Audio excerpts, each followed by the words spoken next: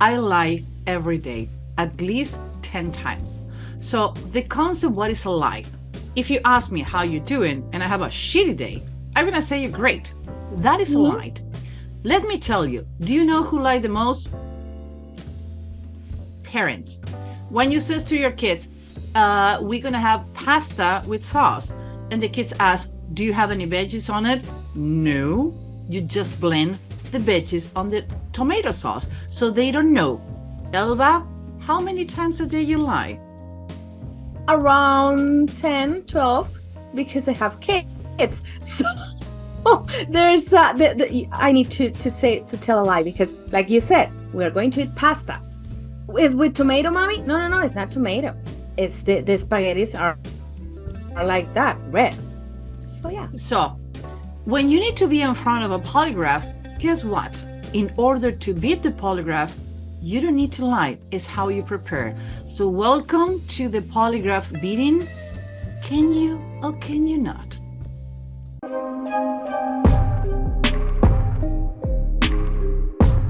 Hi everyone, my name is Susana Ibitz. I'm a human behavior hacker. Some people hack computers. I hack humans. Bitch. Hi everyone, my name is Elboribe. I'm a human behavior hacker too, and I am the CEO of Latin America. I found out if we go into a polygraph for improper work placement, I should be fire you. I'd be supposed to be committed. We're extremely improper. I was talking with HR and people doing research for the polygraph show today, and you too. And like, Susan, the way you address each other, the way you talk to each other is extremely improper. Like, why? The oldest person in my team has been with me 22 years. Elba is the youngest, has been almost for 10 years. And we have a great relationship. There's nothing wrong with us. Like, so it's tomato. Both are red. Both ended up in my salad. What the heck? Yeah, I agree with that. It's like, it's nothing wrong, because it's the way that we are in our team. So, and I like it. You like it. Everyone like it. Yeah. And I think that the concept of high stakes situation is different than when you're working on a simple job. So when we're talking about polygraph, and that is the topic today, is polygraph is not a lie detection machine. It's a stressful situation machine. So we talk with experts. We have been doing a lot of research, and the polygraph is great if you have a great interviewer. The polygraph is only a tool. It's the bridge between you and the person in front of you. Some people, you hook it to the polygraph and suddenly they confess only to the prep questions. I studied, actually, when we were talking about this show, and says, Elba, do you know that I studied polygraph in Israel and I forget about it? And like, oh my God, I forgot about it. So I studied polygraph in Israel, and the first time that they hooked me to the polygraph, they did the baseline questions. Actually, I fell terribly to the polygraph, and was one of the concepts of the class that make you fail on the polygraph, so you can feel how you approach baseline and make the other person feel can be the different on the polygraph. And after that, teaches the baseline, the rapport, and how to work on it. And actually, you had been polygraphed too. Yes, once. I applied for a job in a bank, and I had the polygraph, and I was like, and in the meantime, the interviewer were asking me the question. I was like, you're asking me the same question. This is the third time you're asking me the same question. I was like, oh, yes, no. It's really like, for me, my first time at the age of 18, I was anxious because I didn't know what to expect. And to the other hand, when I get there, I was like, really? I need to answer you that? Like, this is the third time that I'm asking you the same question. But yeah, I have been there too. Did you fail or you pass?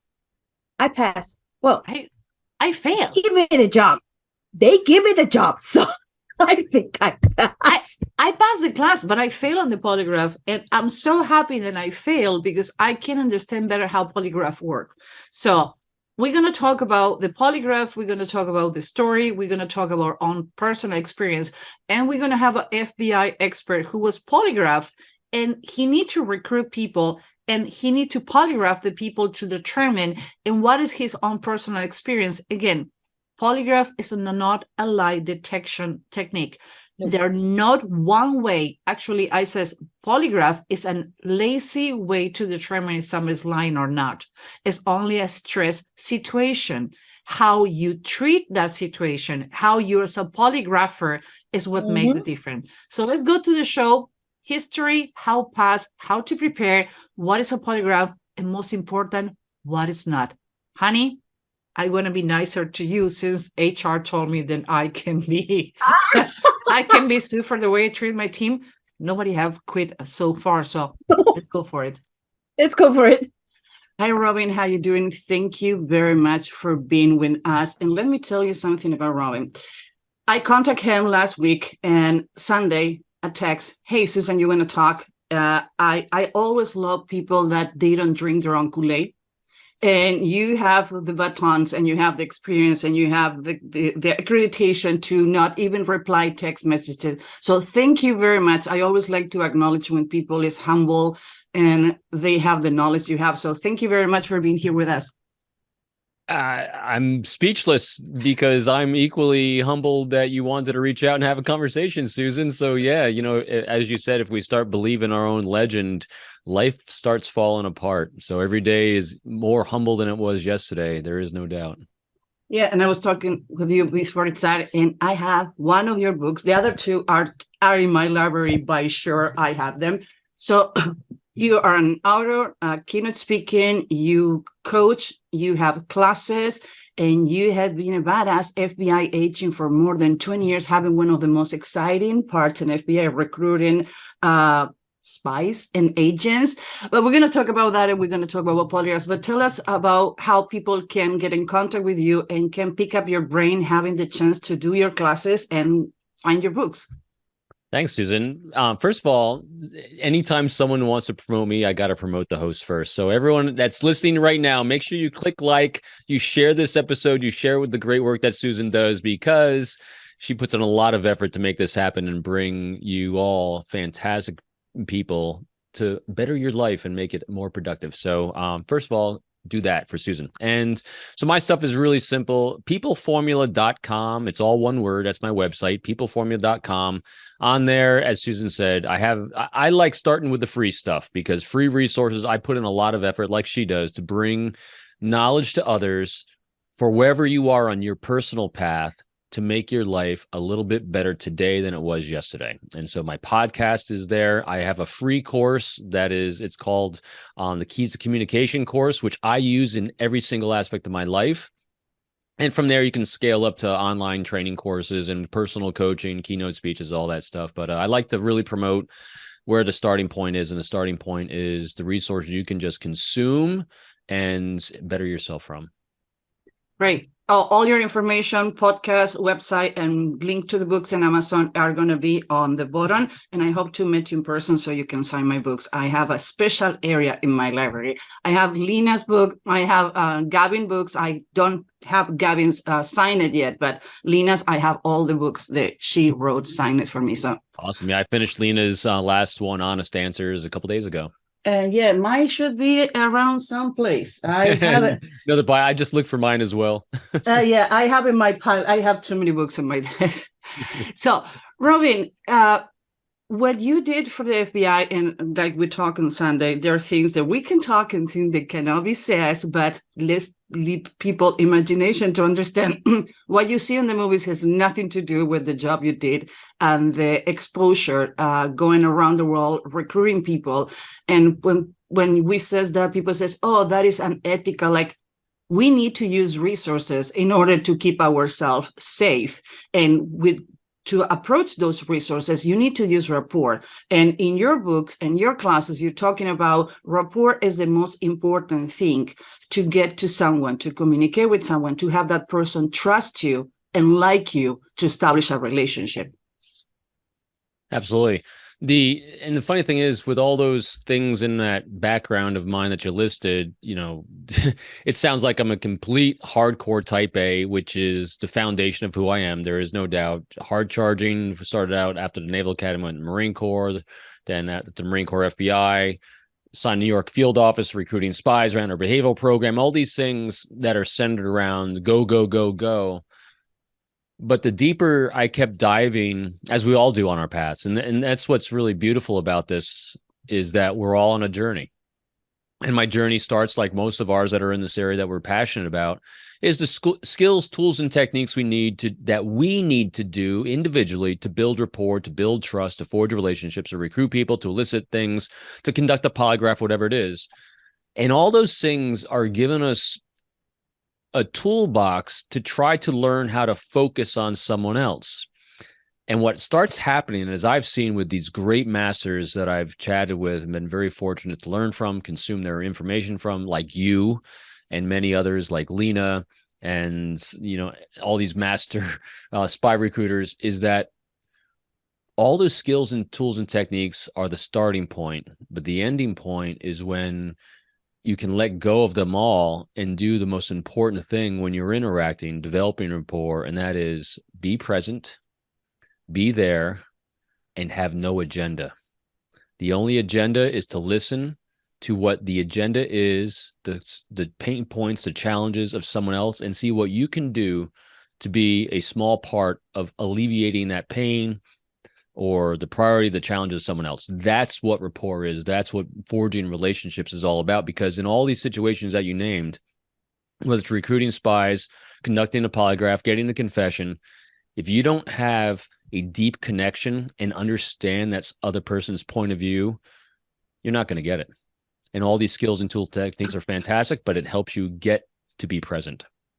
Only for the people that I neglect to say it, you was in charge of the behavioral unit on the FBI. You was training other people how to do this. Yep.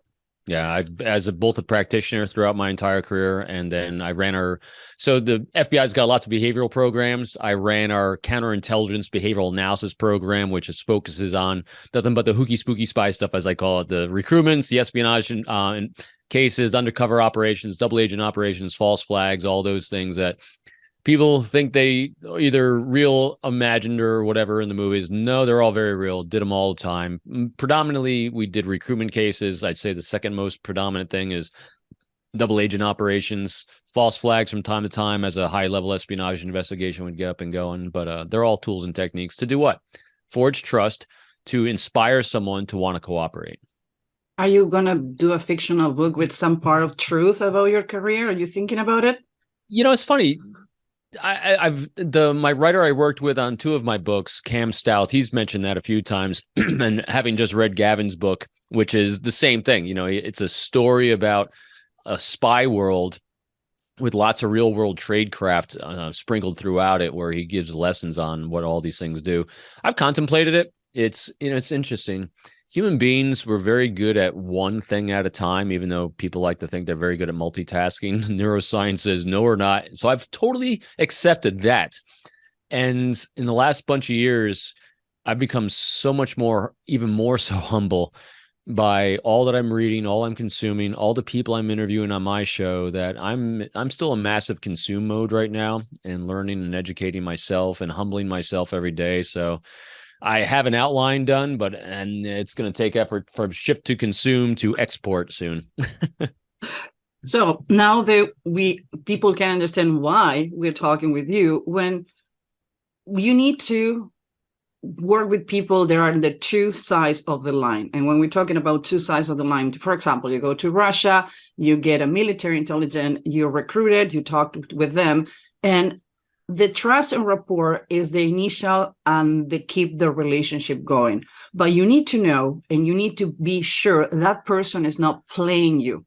Mm-hmm. The same way happened internal, CIA, FBI, Secret Service. You need to make sure that nobody recruits them. One of the tools that use in both sides is the polygraph. And I like something that you says, like the creating rapport.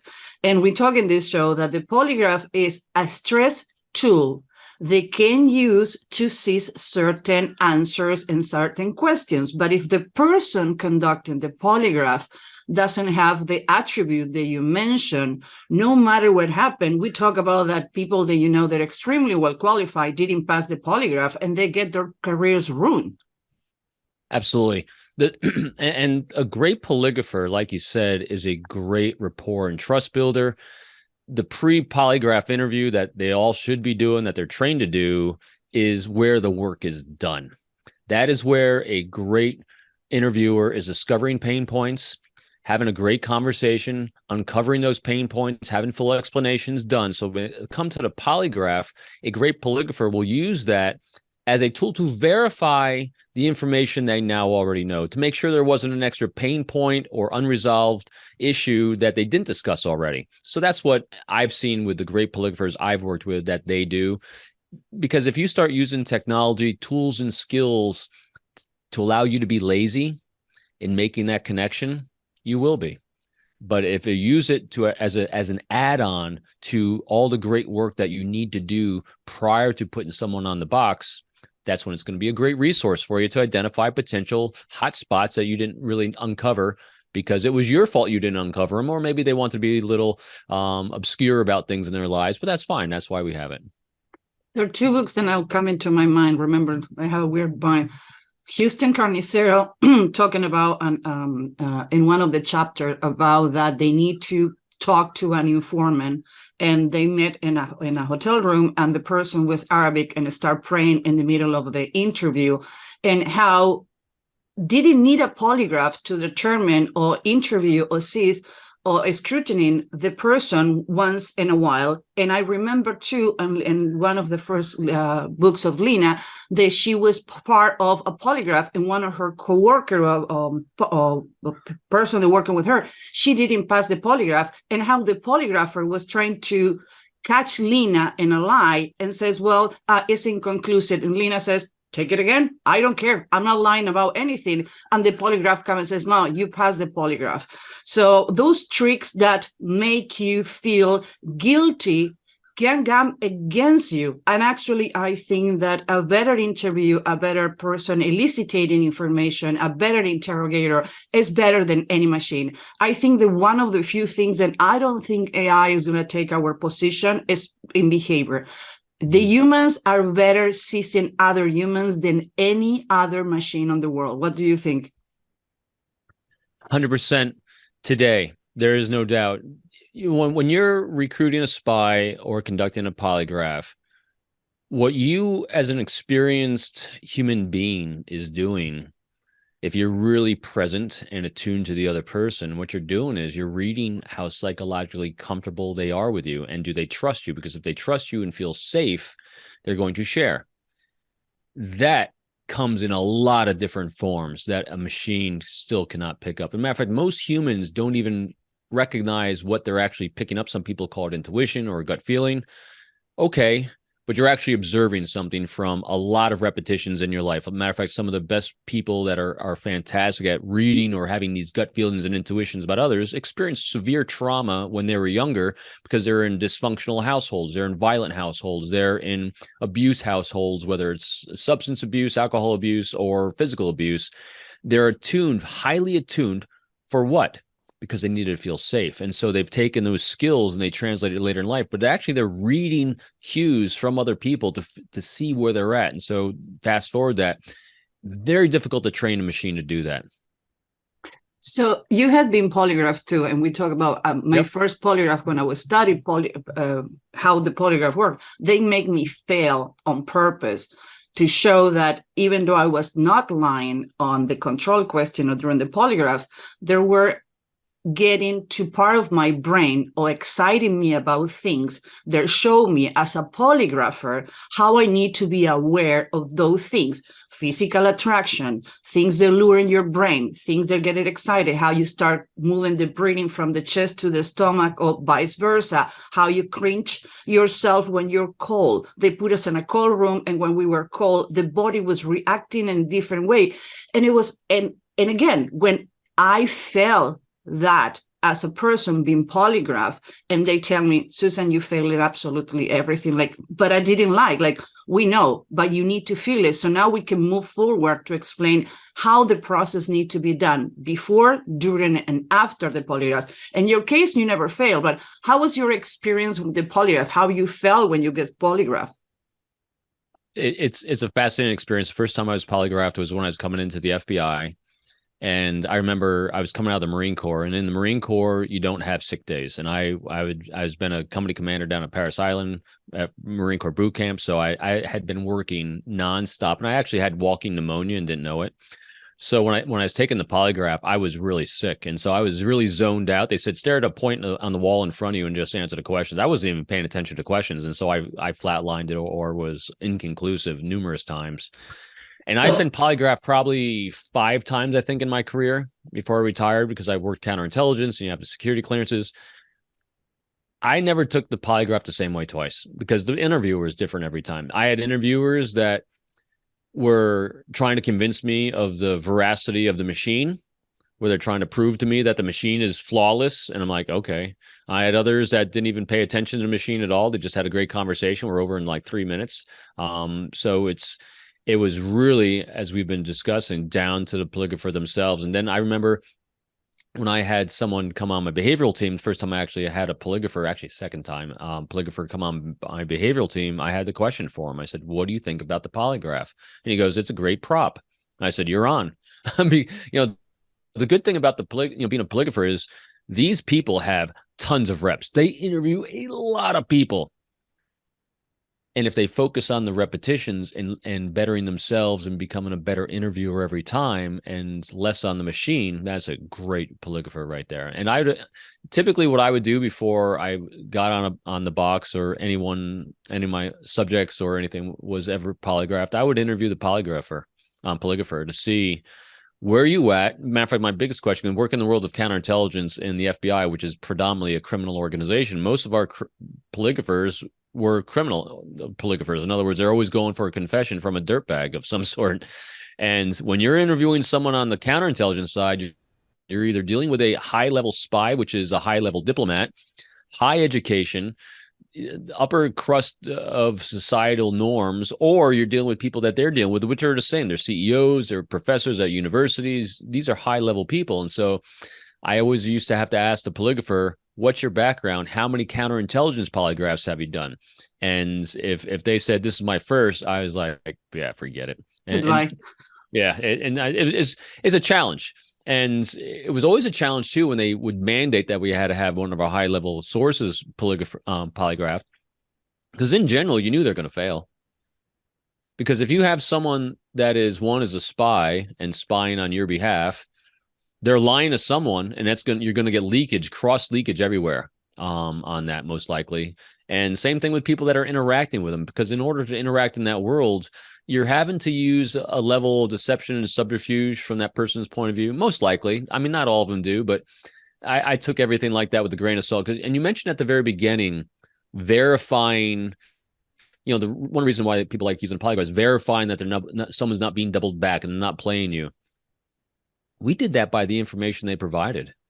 If they're providing information that can be corroborated by other sources, and that information is so damaging to the national security of their own country, all right, why do you need to polygraph them? Because we relied a lot on the level of the information they're giving early on, how they gave that information. Psychologically, was it just uncomfortable for them, or did they look like they're playing? I mean, there's again, going back to the original premise of, does the person feel safe with you? And that's so when you focus on trust and rapport, and you have a great interviewer, someone who's forging a relationship, polygraph is just a prop and a tool that might help you find a pain point that you were unaware of.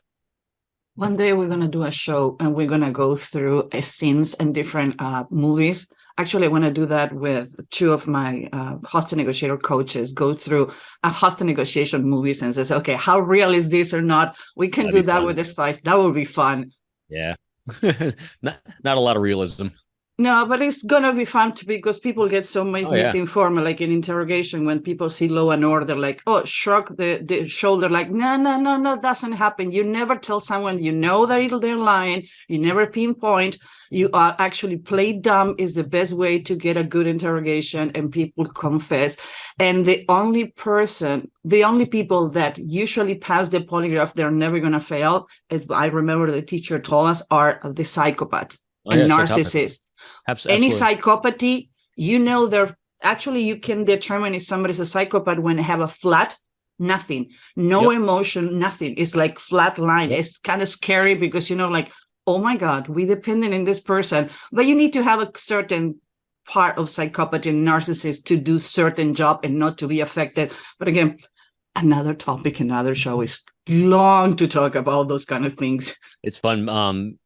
I didn't. So what I did in the FBI, we dealt mostly, a predominant number of our cases were recruitment cases. And when you're recruiting those kind of level people, believe it or not, the level of psychopathy and narcissism wasn't super high. I mean, they were risk takers, but most of them were calculated risk takers. But the espionage subject, the one that are actually committing espionage against our country, a lot of them really spiked high, and it really shifted how we were going to try to recruit them or elicit information from them, because 100% grandiosity. There is no rapport there. It's about one-upsmanship all the time. Look at me, look at me. It was an interesting shift when you're putting together your interview strategy with someone who's spiking high on those things.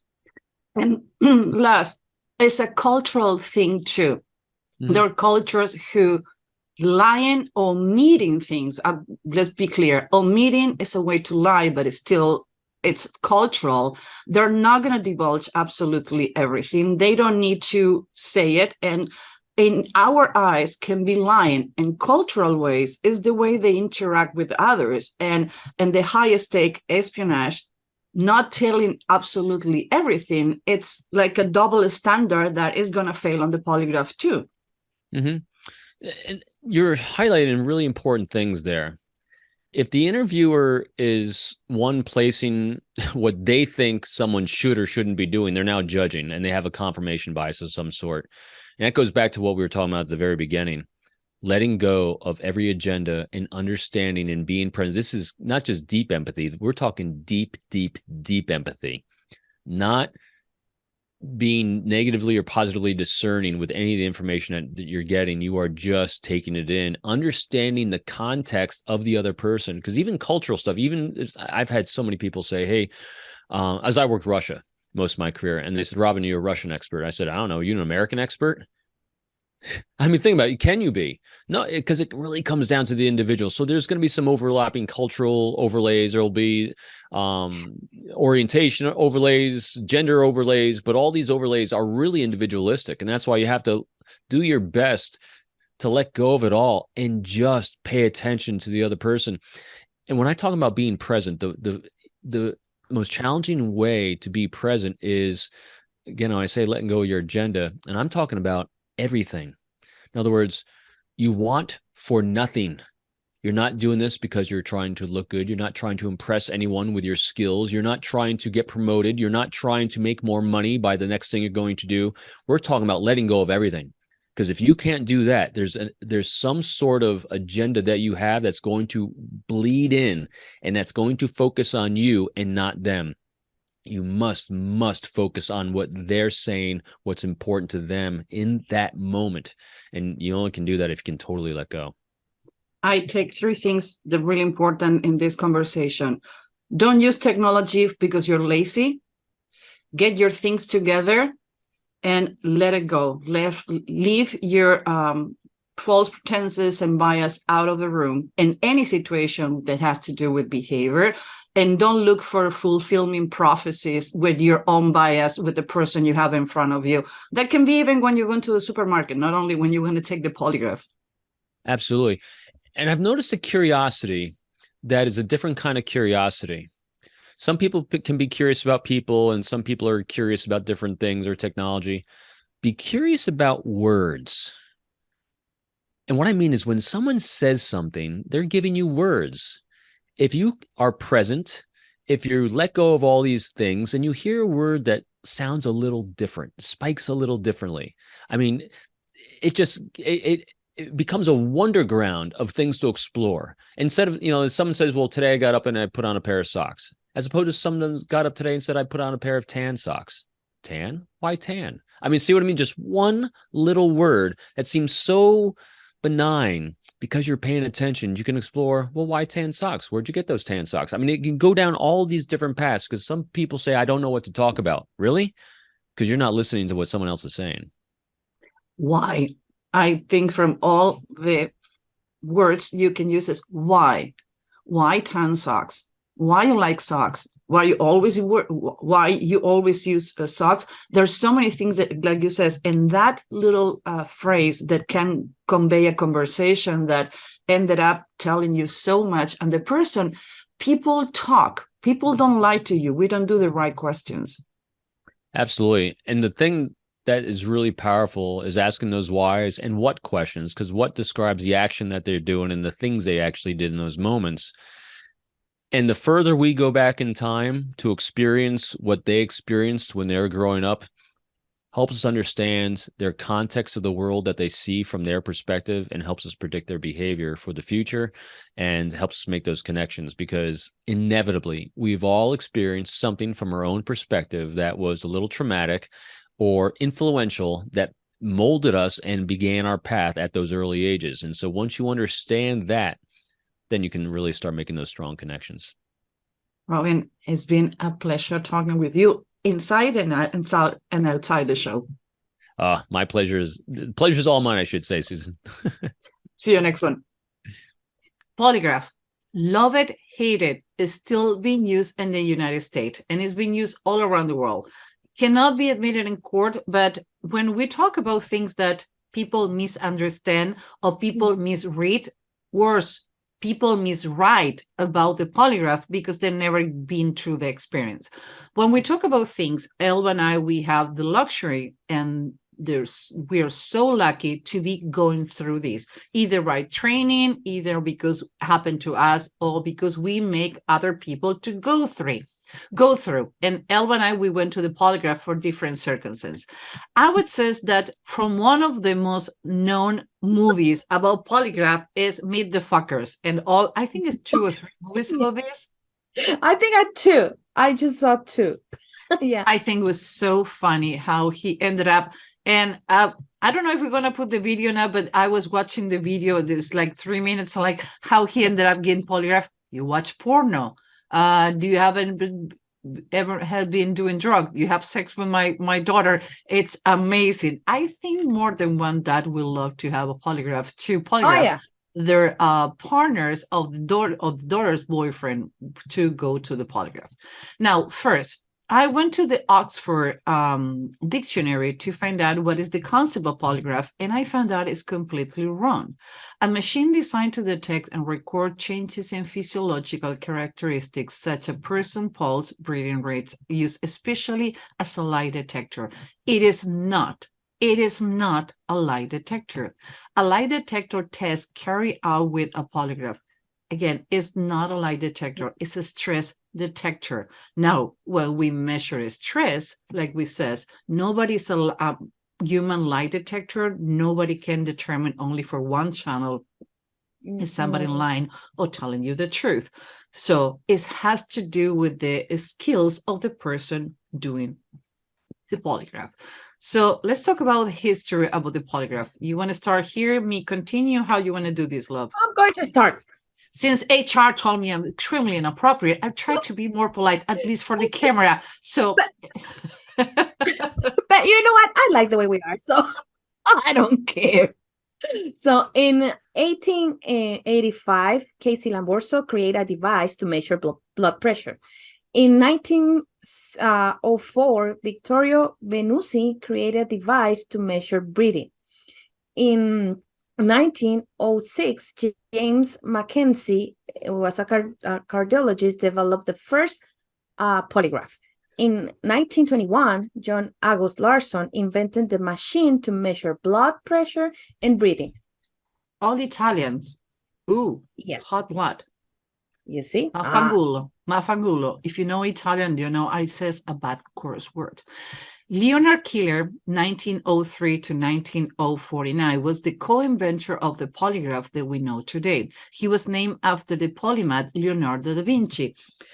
If you want to know more of the things that the parachute, the submarine, and other things that have been invented, go and take a look on Leonardo da Vinci. He was amazing. And if you go to Paris, try to go to the Louvre and go to the special section when they have all the invention of Leonardo da Vinci, or just Google him. He was amazing. He was way, way, way advanced. And I cannot imagine if we can have another Leonardo da Vinci, what would be with our world. and preferred to be called Nard. He was captivated by John August Larson, the one we talked before, machine, a cardio-pneumophysiogram. Why we get these complicated I words? don't We know. should erase it. With the goal of detecting deception and work on it to produce modern polygraph. Killer moved to Chicago in 1930. Actually, we're going to do the first show in January is going to be about false confessions. And we're going to talk about read technique. We're going to go talk about the polygraph. In the 90s, Chicago have the highest number of false confessions. And actually, we have a complete unit on our manipulation Bible about false confession when we talk about people who get convicted, people who did false confession. The psychological part and the legal part is crazy. Everybody can be submitted. Do you know, Elba, that only 18% of the people use the Miranda rights when they says you have the right to have a lawyer? It's freak. I will not even sneeze without a lawyer. I don't know how people can confess without one. Anyway, he held that position until 1938 when he entered private business. He opened the first polygraph school known as the Killer Institute. Killer Institute. Duh, irony. He became the first full-time private polygraph consultant here in Chicago. Again, we're going to talk about the 90s and how many false confessions we have. One of the earliest use of the killer polygraphs was in 1937 to try to make a mother to confess of the kill of his son. Go to the next one. Yours. In 1992, the polygraph was computerized. Okay. Can you say the word? I love you. I didn't mean to. I don't know. 1992, the polygraphs was computerized. Tomato, Connecticut. I can say Connecticut, yes, but I cannot say computerized. Oh my God. I compute. Computerized. Yeah. So the mother polygraph can detect more than 50 types of reactions. The polygraph is not admissible in court, and the polygraph is used by 3 letters agency up to date. Yes, so it's not admissible in court. I think it's amazing, and we're going to be talking about all the things that people does to trick the polygraph and why you shouldn't do it, and what you need to be doing and what you shouldn't be doing. Guess what? In certain jobs and determine, and we're going to talk again with the FBI special, he was in charge to recruit spies, and the spies need to go through the polygraph to make sure they were good worthy to keep working. If everybody lied, like we said in the beginning, everybody lied, white lies, whatever. If you ask me, you ever take drugs? I'm going to doubt about it. Why? Because I have few major surgeries in my life. And for me, Oxycontin and all those meds are drugs. So if you ask me, you take drugs, and says no, well, I'm going to fail. Why? Because for me, legalized or prescribed drugs are still drugs. So legally, I didn't take drugs, but illegally, I did. And by the way, when I was 18, I was living in Turkey. I did cocaine, I did marijuana, LSD, I have hashish. By the age of 20, I decided this shit is not for me. I will not going to do it. So you take drugs? Yeah, I try it. I experienced it when it was my time to do it. Now at the age of almost 51, I do it like I don't even take Tylenol. You know me. I'm so aversion of any drugs. But if you ask me and I says no, I'm going to be failing. Now, depend on the service and depend on the person I have in front of me, that is going to be a white light. So when somebody says no, you need to go deeper, and we're going to talk about that. And it's a correlation between, you know what? Yeah. There's one thing here, and we have been saying it. It's about the dictionary. It's about the dictionary that we have. Because for you, it's no, I'm not taking. I didn't take drugs. But which drugs we are talking about? What is a drug? What is to take drugs for you? So I think that's another thing that the person is taking it's doing the polygraph needs to know. If you talk to the Amish, smoking is a drug. So if you talk to the Amish person who ever smoked, it's a drug. I'm a former smoker. Thank God, living that chapter of my life. It was a drug, not a drug. Okay, I love to have a glass of wine with my dinner. It's a drug. For more people, it is. So it has to do with your dictionary. So you need to be open to talk about what is your perception. Cultural wise, there are things for us here, for example, in Guatemala, that are common. If we talk loud, we laugh loud, we do things like that, and it's our culture. But we know that when we change our cultural space or thing, it's a different. We need to know the person. We need to know the things that the background, so we know how to talk to them. So talking about baseline, and when at some point we're going to talk about baseline, you need to respect where you're coming from. You need to inform. People do not come with a manual. So when you're talking with an examiner, either in a job interview, in a polygraph, any situation, I always says, I'm dyslexic, I'm autistic, half Jewish, half Italian, not only Italian, Calabrese, raised in Latin America, educated in Europe, moved to the United States. I'm a fruit salad. I'm all over the place. So if you do not understand or you don't comprehend neither my sense of humor or my way to rationalize things, please ask me. It's nothing wrong. I will not going to take it personal, but allow me to explain my concept instead to make you being biased, fulfill your own prophecy about the person that I am. And if you go into a job interview and people is not allowed to see you for who you are, that is the place that you're going to be working with, Elva. It happened to you before. So. And it happened, talking about this, I remember in one interview that I had, I said, I'm dyslexic.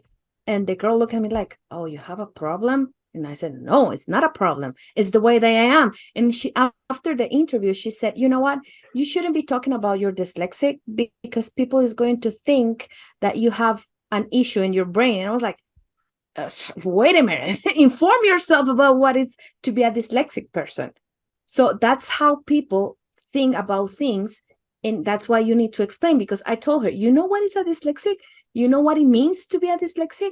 And she said, and looking at me like, no, I'm not really involved in this topic. So your ignorance is not my problem. Yes. So, and at the end of the day, it's like, you know what? This is the way I am. And I'm not going to lie because I want something. If you want me like this, take it. If it's not, you are not for me and I'm not for you. That's it. Actually, we have the case. I used to have an agent who says, oh, I was doing a presentation, says, well, Susan, it's a mistake, a misspelling in your presentation. I don't want people to think that you're stupid. I'm like, whoa, time out. You're my agent and you're telling me that you think that I'm stupid because I'm dyslexic. Like, yeah, I don't want people to think you're stupid. Like, well, we have two options here. I'm fire you, send me the end of my contract, we're done. Like, well, Susan, like, no, it's not going to happen. If you think I'm stupid and you're going to be judging me from that, like, it's not going to happen. Cut the ties. So make sure, and we're talking about this because everybody is special. Everybody's unique. Everybody's beautiful the way you are. Do not let people label you. And when we talk about polygraphs, it's about labeling you. So if these help you to understand that you can be labeled the way you want to be labeled, not how other people label you. And if you want to understand labeling, go to our channel and understand what it is. Do not allow other people do that for you. Do that by yourself. Yes, I think the first person that needs to label, it's you, to yourself. Yeah. Not let anyone label you because it's not the label that you want. And you know what? If you don't understand something or it's not clear for you, ask. Don't be afraid. What do you mean ask. with this? What do you mean with this? Yeah. Yeah, it's as simple as that, because we even here, because I haven't seen here in Guatemala, it's so common to see people that they are not asking and they don't understand what they need to say. And it's like, no, just go and ask. Don't be afraid. You need to ask. You have the right to ask. Why? Because if you don't get it, you need to go back and say, you know what do you mean with this? And it's funny because in Human Behavior Lab and Human Behavior Hacker School, we're all women. Underdog, stay-home mom, women, dyslexic, we have all over the fruit salad. Every time that we bring a man to the team, guess what happened? Go. they can't put out with us.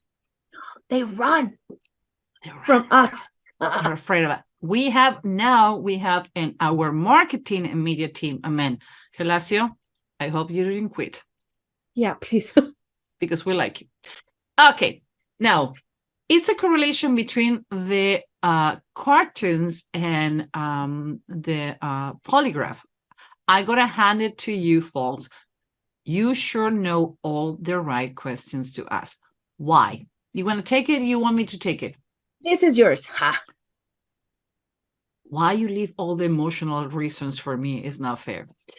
William Moulton Marston, 1893 to 1947, was an American psychologist who, with his wife Elizabeth Holloway, invented an early prototype of the lie detector. He was also known as a self-help author and comic book writer who created the character Wonder Woman. Now, what is Wonder Woman superpower weapon? It's the lace of truth. And you know what? It makes sense. When I was reading this and who invented Wonder Woman, write about her, it's like, oh my God, this makes so much sense to me, because when she tied a person with the lasso, the person say Tie the truth. says, so like when you're on the polygraph, and now guess what? He not only was a precursor on his time, 2 women in his life, his wife Elizabeth Hollow Morton, and he was polyamorous. So now 100 years after, we're talking about multiple relationship. He was way away of his time. Life partner Oliver Byrne gratefully influenced Wonder Woman creation. He was included in the Comic Book Hall of Fame in 2006. He was the first one who invented or created a Wonder character based on a female who is wearing shorts and topless in 1940s and 1930s, actually. So he was polyamorous, the lace of truth. He was one of the co-authors and pre-inventor of the polygraph. You see, get your fact. It's nothing more fun the history. I love history. Why? Until you don't know your history, you don't know how to fix your present and your future. So Google him. He was amazing. William Moulton Marston. Okay, again. Let's go again. Marston. William Moulton Marston, 1893 to 1947. He is the lace of truth and the one invented Wonder Woman. No women were wearing that clothing in 1930s and 1940s. So pay attention to that. So it's funny. The polygraph is not fun, but let's go to the fun fact. Now, something is not fun. Do you feel you have been manipulated? The class has been moved to January. Why? We surpass the record of the students that we have in the manipulation Bible. And some of the students says, I know the deadline to record the class with you was October 31, and on Halloween, please, we surpass. Actually, we can retire already with all the students we have. We're not going to do it. So if you still want to get on the manipulation Bible, it's going to start January 16. No, we moved December 12 to January 16. So if you're going to start the new year learning how manipulation works, how manipulation can be helping you in your life, knowledge is power, the power to take control of your life. So go to the link below and we have a challenge to understand and learn more what is the manipulation Bible. In this case, we talk about the victim, victimizers, experts, and psychology, how to help you to do it. Now the polygraph, what it is and what is not. Which one you want to take? Again, I'm going to take what it is. What is a polygraph? Capture physical changes like breathing, like blood pressure, and blood pressure, heart rate, and respiration. And even though most people doesn't know how you clench your buttocks. If you clench your buttocks, I'm going to tell one of the things they told me to be the polygraph, and actually I ended up failing. One of the things, clench the buttocks. That's the reason they use a metal plate now when you do the polygraph. Yeah, they use that one. It's a sensor detect, set the baseline. target questions and coaxing confessions. So I'm supposed to do what is not. I need to ask, politely ask, since we're Yes. public. Again, the HR traumatized me. I need a couple of weeks to get it out. We What are is like not? we are. It's not a lie detector. Evidence inadmissible in the court of law. If you fail to a lie detector, it cannot use against you in the court of law. Now, doesn't mean that the jurors are going to believe on that. And we're going to talk about false confession. The number of jurors who do not accept anything after you make a false confession was 73, 75%, no? 70 to 80. Oh, I'm sorry. Really? 72? You're going to give me a hard time? Really? Because I like that fact. Because I didn't know about it. So I was no like, "Oh, matter that in court law is not admissible, if somebody bring to the fact like, by the way, Elba, you failed to the lie detector.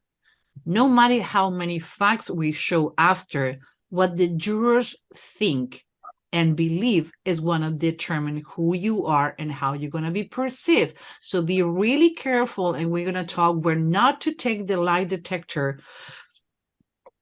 actually polygraph, because it's not a lie detector, to not be admissible on call. It's not what you see in the movies, has nothing to do. Believe me, I was hooked with that machine and I think it was like 18 years or 20 years ago. I don't remember. I need to check on my certification. To have a confession is not a test. It is not. Now, uses of the polygraph. You go to the two first, I go to the second two. Okay. Thank you. The uses of the polygraph, you can use it, the big corporations use it to applicants in certain jobs. That's what happened to you, no? That was happened to me because I was applying to be a customer service in a bank. So I need to take the polygraph and internal investigations on staff. Interview suspect fields that use its police, military, private investigators, security agencies, and intelligence services. And don't get me wrong, we have some cases when we have used it. Talking about cases, everybody's talking about this case. And what? We're going to do Casey Anthony on the media again. It's going to be 3-part episode. We're going to talk about the story before. We're going to talk about the trial, and we're going to talk what is going on today. We're going to bring trial lawyers. We're going to bring experts. We're going to talk about Jose Baez. Jose Baez, to me, is one of the best trial lawyers I ever met in my life. Why? Do you really think that everybody who go to a trial is guilty or innocent? Let me tell you something. You don't win a case. You have a great lawyer, trial lawyer, and a great profiler behind your neck. Besides that she's guilty or not, his job was impeccable. Now, what happened after, before, I don't care. What I'm saying is, you don't go to court without a battalion of people to help you. Do you know how many innocent and heroes are buried on the cemetery? More than you think. You know how many people who's innocent on jail? More than you think. Wow. Now, you know how many guilty people is out? The one who pay for the right lawyer and the right profiler. That's as much as going to say. So this is the promo of Casey Anthony on the media, and we're going to go deeper and we're going to go further. Why? Because we don't hide it anymore. One of our specialty is prepare lawyers, witness, clients, and experts to testify in court. And guess what? We don't like to lose. We love to win. And guess what? We never lose a case so far. And we're not going to start today. So we're going to tell you how. Why talk to me now when you're not getting creative control?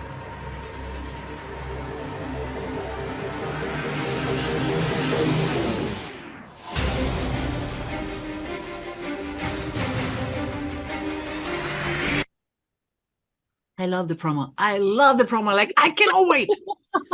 So we're going to talk about polygraph questions. I'm going to stop sharing for one moment. So we have the polygraph on the biotech part. that measuring your vitals, your heartbeat, your sweating, how you contract your cheeks, your bottom cheeks, how you manage yourself. But it's the second part of the polygraph has to do the baseline. The person who developed the most successful fail question for the polygraphs was read technique, who just happened, like Keeler, moved to Chicago. Between Keeler and Reed, Keeler developed the physiognomical part of the lie detector polygraph. And I'm going to keep calling that way because that's how you're going to Google it and find it. And Reed developed the questions for the polygraph. I study with Reed. My master in Manchester was about manipulation, obedience, false implanted memories, and false confessions. So when I get on the master, it says, okay, I cannot talk about this for what the book says. I need to go on experience, and I talk to people who has been convicted for false confessions. The truth to be told, the first part of Reed technique, the behavioral question, is amazing. And like what we says, what we train, I can sell you a car and you choose to drink and drive. I can sell you a car and you choose to save life. So the same way I think there are.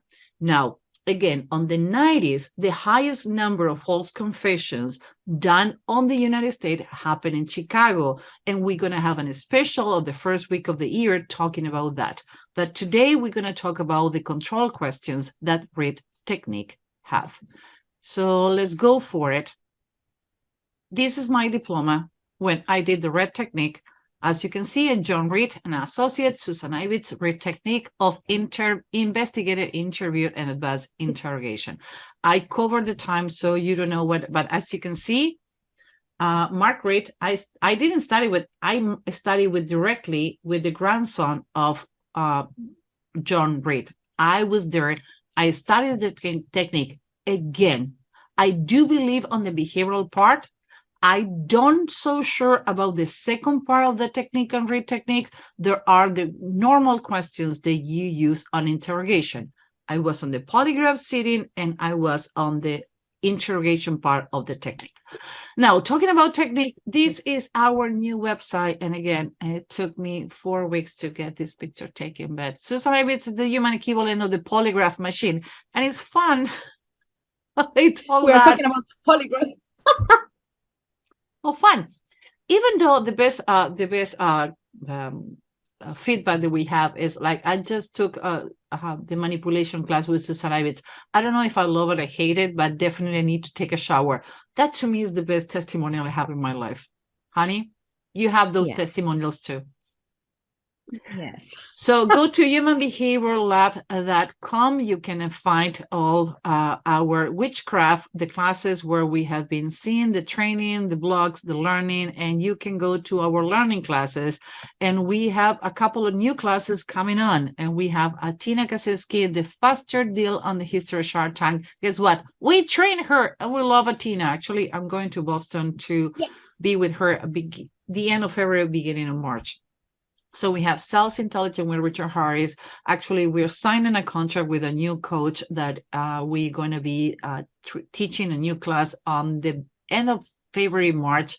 We have Manipulation Bible, the 7 sins, and we talk about manipulation obedience. It's a lot going on. So please, please, please go to our website and check all the classes, and you're still on time to be part of the recording. Read and the polygraph. Now, again, I was polygraph, I studied polygraph, and 15 years after I studied that, I studied with Reed to understand why the heck so many people false confess with this guy. So in 1955 in Lincoln, Nebraska, John Reed helped gain a confession from a suspect, Darrell Parker, for Parker wife murder. This case established Reed's reputation and popularized his technique. Parker recanted his confession the next day, but it was admitted to evidence as in his trial. So remember when we says, it doesn't matter if you recant a false confessions or you recant a polygraph, No matter how many times the judge says it's not going to be admissible, as soon as the judge says that, guess what? The first thing the jury is going to be thinking about it. About the fail. About that. So no matter how many times, as soon as the lawyer said, sometimes when you go to trial, you have a junior lawyer who's going to be, as soon as you see a junior lawyer cross-examining or examining someone, you know that is the killing goose. We killing goose, and somebody who's going to put something on the jury head. The judge is going to say, you are dismissed, you cannot be in the room, but you want to implant that doubt on the jury. That's the only thing you need to win a case. And that's what happened with Casey Anthony. Jose Baez was really good implanting doubt on the jurors. Now, after the case, the jurors regret the decision they made, but you had double jeopardy in the United States. Once you has been found not guilty, you cannot be reprocessed for the same crime. They need to find another angle. Now, if you have been found guilty, you can go and trial again. But if you have been found not guilty, it's done. So that's how delicate law it is. So if you think you can go to trial without being prepped, you're naive as a rose. You need to go with prep. Yeah. He was convicted by a jury and sentenced to life in prison. He was later to determined to be innocent. Remember what we says? Because he failed and the jury believed it, an acquaintance, he was guilty. He was found innocent after another man confessed and was found to be the perpetrator. Parker sued the state for wrongful conviction, and he was paying him $500,000 in compensation. Let's go back to see the year that happened. 1955. Do you know $500,000 was like? It's like It's a bunch of money.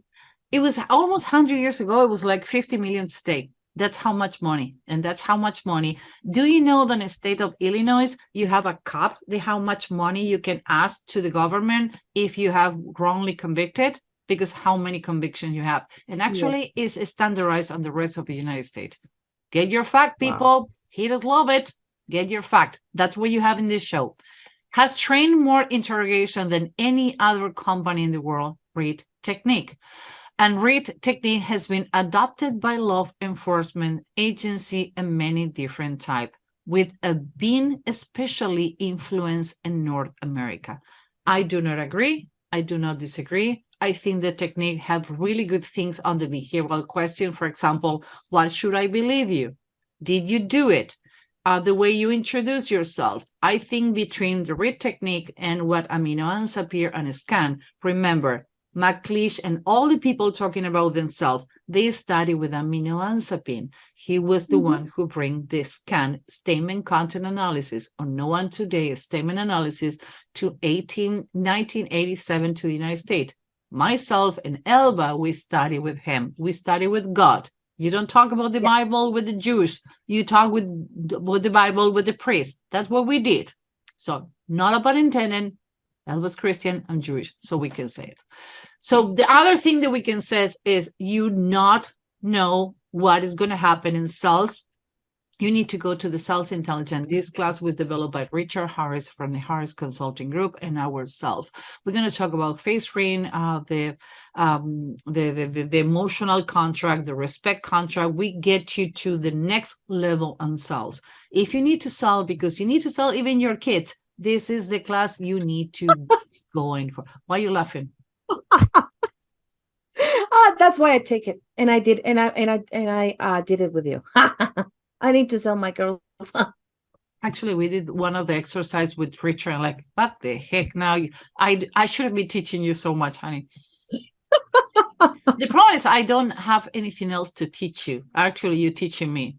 No, you already have things because you didn't remember the Reed technique that you had.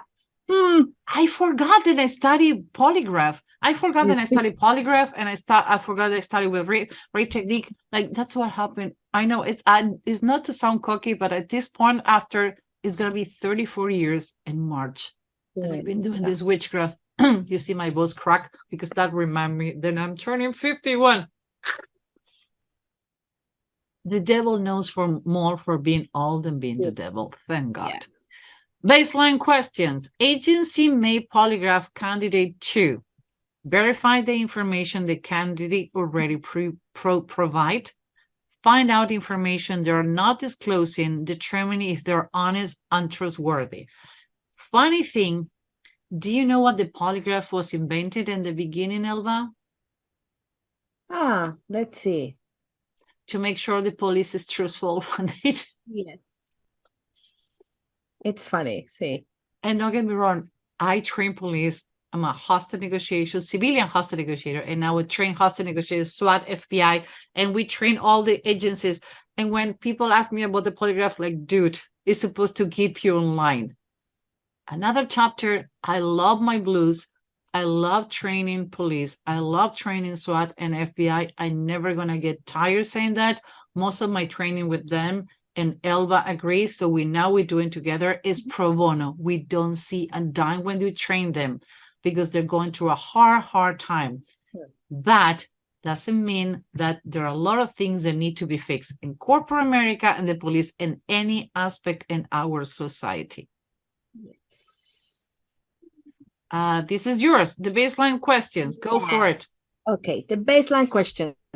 Some of the topics the questionnaire and the polygraph may include personal history, negative information from other agencies, such as previously failing of a polygraph, environmental background, criminal behavior, financial information, illegal drug use, alcohol use, illegal or deviant sexual behavior. So let's put it this way. When we're talking about deviant sexual misuse, remember when we talked in the beginning about that, have you ever used any illegal drugs? What is your concept of illegal drugs? Yes. Have you ever have any deviant sexual tendency, like watching porno is a deviant sexual tendency? So what a good polygraph examiner is like, okay, you have any deviant sexual tendencies? And says no, and you fail. Now the polygrapher, what you need to say is, what is your concept of deviant sexual tendencies? And it's like, well, my religion says that watching porno, it's not good. And it says, okay, you have watched porno. Go back to the polygraph. Yes. Do you think that is wrong? Yes. Now I know your baseline, your moral background baseline. So when somebody make those questions to you and says, no, but no, make a pause. Because no, in all the answers on the polygraph need to be answered yes or no. No. Mm-hmm. I don't know, maybe. Full answers are not allowed. It's a short and end the question, yes or no. It says no, but based on my religion, watching porn is against my belief. So I did watch porn, so I don't think it's deviant, but my Catholic or my religion precede me saying or thinking that is immoral. So do you want to rephrase the question? If your polygraph is not skilled enough to rephrase those questions, you rephrase them to them. Remember, the questions done and the answers done, usually they get recorded by video. So if you need to defend a situation, either by court or your employer or the three-layered agency or job situation, asking to rephrase those questions, if the polygrapher is not skilled enough, believe me, we have seen polygrapher like, dude, how they give you this title, how they allow you to do those things.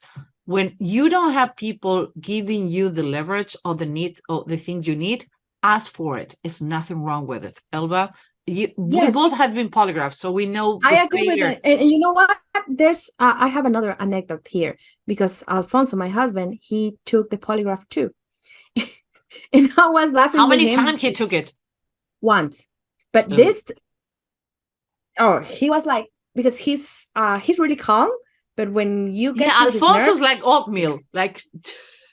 Yeah, but when you get to his nerves, he explodes. And I remember that he told me, like, okay, because in the company that he started working, that he will start working, they have a robbery there, a person who took money from the company and things. So they need to ask those kind of questions.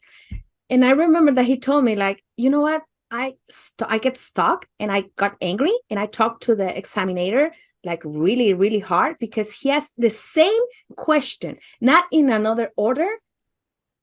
No, he has the same, with this exactly same words. And at the third time that he said, did you ever stole something of a company? And he looked at him and he said, you know what? No, I'm telling you, no. Why you are asking me the same question in the same, like the same structure if I already say it? No. And he looked at Alfonso and he said, no, because I need to. No, yeah, I know, but it's the same question. And I already say no. And you can see my stress levels here are really high because I'm really angry because it's the same. Frustrated because you don't get it. I'm saying no. And what I'm getting to a point here. I know that you need to be prepared when you are asking the questions, but that's the point. You need to rephrase the question.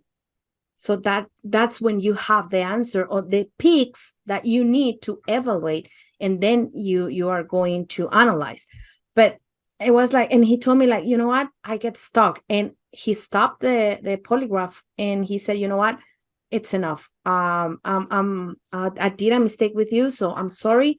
You know what, you passed the polygraph. And I was like, really? And he said yes, because for me it was really frustrating to hearing the same question again and again and again. Again, people, dictionary, background, cultural thing. We need to respect. And if we feel, and you feel, not only the polygraph situation, in any situation in life, you're not being thoroughly accurate or testing or evaluate or thorough, put it out there. Make sure that somebody justify and make sure that those things are, you need to make everything possible. Again, 72.8, you told me. Jurors believe that you're guilty, even though if you make a false confession or false polygraph is presented. So every information you leave by writing, everything needs to be by writing. So those polygraph situations are recorded.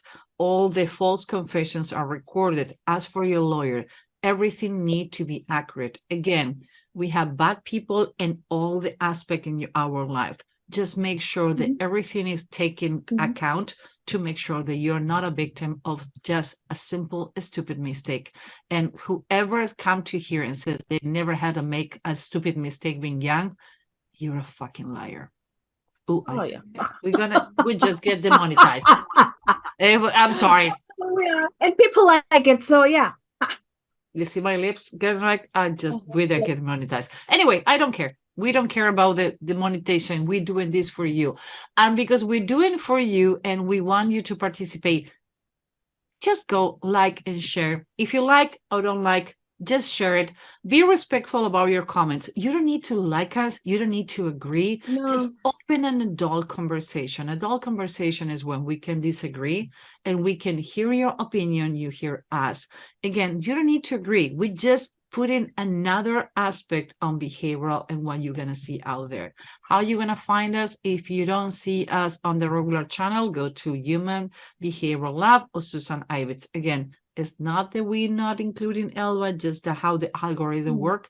People look for Susan Ibitz, so we decide to put the parameter that way. And I talked to Elba first, like, Elba, we need to call the channel Susan Ibitz. Is okay? Like, I don't freaking care. Yeah, it's okay. But you know what? You go there and you're going to find me there too. So go there. Go with Susan Ibitz and you will find me there too. You see, no matter how I call her, HR people, give me a break. We have a good team. I'm traumatized. Really, I'm not easy traumatized. But when she told me you ruined your team, like, do I? I don't think so. We have fun. I don't think so. I already ruined. So yeah, honey, no. you was ruined before. You just were looking for somebody to validate a ruin. Okay, 6 ways to pray from the polygraph. Let's be serious. Okay. We use the elevator. Elba and I, we have the elevator. We call the elevator. This one. Serious. No. I can't. We swear to God, we're not drinking. We don't eat any drug. That's No. how we manage teams. We have fun. Like, when we had too much fun, like, okay, let's do the elevator. Hey, Yeah. let's be serious. Okay. 6 ways to prep for the pod. I think we lost half of our audience or win a new half of audience. Put us on the comment. Let us know. We know that we're different. We know that maybe we're weird. What do you think about it? That's the way we are. And please be We as like it. weird. Please be as weird as we are. We love it. So put your comments below. If are you weird? You feel weird? You identified? You don't identify? That you think you were too relaxed? We're having too much fun? Put it out there. We love to hear what you have to say. 6 ways to prepare for the polygraph. Yes. Okay, you go for it. I'm going with this one. I'm gonna go when you shouldn't take the polygraphs, you go to the prep. Okay. How you can prep before. So you be physically ready. Why? You need to do the things that you always do, like your routine. If you take a cup of coffee, if you do things before, do it. Take your meds or use a comfortable clothes too. So you are not thinking about, oh, this is like too short or things like that. So be comfortable and prepare physically. Let yourself feel nervous. What we mean with this? So Wait, you telling me that I shouldn't feel nervous and be myself and express that is good? Why? Oh, tell me why. It's because it's like, it's when you know that you need to get the polygraph, you're always going to be anxious. But when they start with the questions, with how do you call that questions? The baseline questions. The baseline questions, you can't think about the things that can something that happens to you that you feel shame or things like that. So you can feel nervous with the questions that make you feel comfortable, because when they change the questions, it's not going to be picks between the questions. Let's put it this way. If you're consistently nervous, it's going to be a baseline. Elle and I, we're weird constantly. So the time that you see us not being weird and to take Something everything happened. too serious, something happened. So if you see us playful, it's our baseline. Now we stop being playful, we suddenly stop being funny, you have a problem. We're not serious. We don't like you. Yes. So what I call is baseline. If you are nervous since the beginning, walking in the room and they check your pulse and check your vitals and those 50 measures they do to you, and you're consistently nervous, you can say, hey, dude, I was nervous all the time. So no problem with that. You can have a false positive or false negative that is going to be better. So don't try to be extremely badass, smart ass. Just if you're nervous, say it, put it out there, and let your body talk from you. That can save you and save your neck.